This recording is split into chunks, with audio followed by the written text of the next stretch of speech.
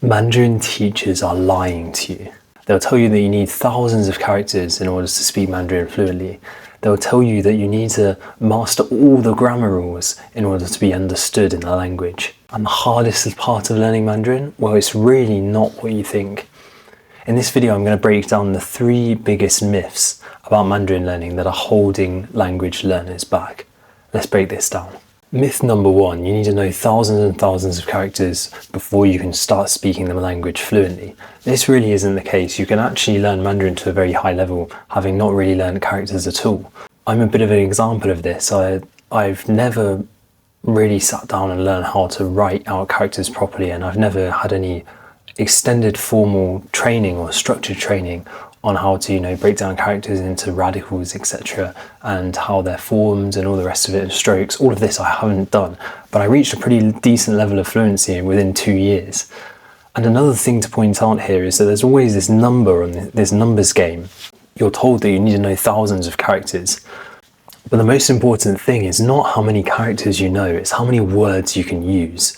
So here's a clip of me speaking Mandarin after 1.5 years of learning. 来了曼城之后，可能每天因为就是学习压力挺大的嘛，然后就是学习任务有点多。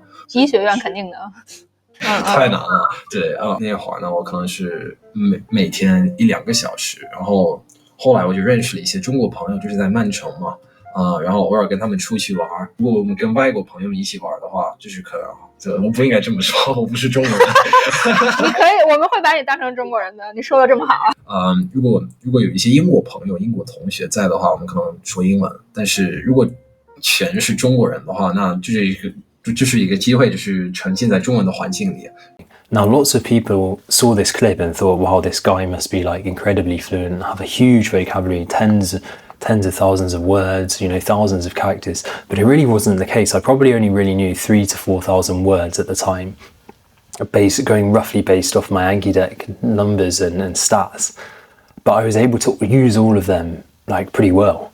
And that's the difference here. I think a lot of people forget that if you want to speak the language well, it's not how many words you know, it's not how many characters you know, it's how many words can you use in conversation confidently that really makes the difference. Myth number 2, you need to understand every single grammar rule to get fluent and to speak well and be understood. Again, this really isn't the case.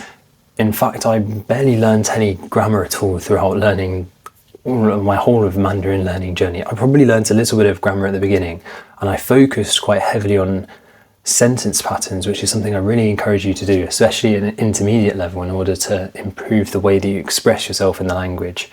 But you don't have to do it, by learning whether this is a continuous state or, whatever other loads of different grammar terms there are to describe the different things that go on in Mandarin.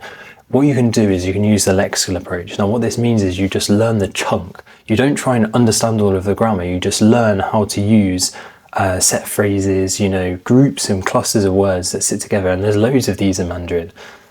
And also learning sentence patterns and learning how to use them and swap things in and out so that you can use them effectively. That's and learning the applications of grammar rather than learning grammar itself, I think is really important.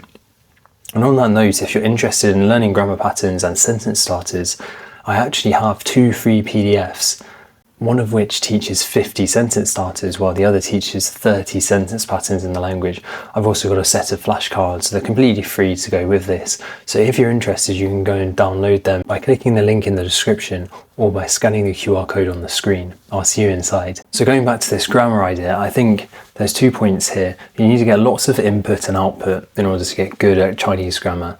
And then combining this with this chunking and, sentence patterns is probably more than enough. You do not need to obsess over every grammar rule, every particle in order to get good. I think a bit of grammar study can really help you, but there's no need to obsess over it and feel that you have to learn every single grammar rule to get really good at the language, because that's not the case. Myth number 3, characters are the hardest part of learning Mandarin. Now this I really disagree with. It's what we get told a lot, but one, as I've mentioned earlier, characters aren't necessarily that important if you want to get fluent in the language. You can get fluent in the language first and then go back and learn characters at your own pace when you want to.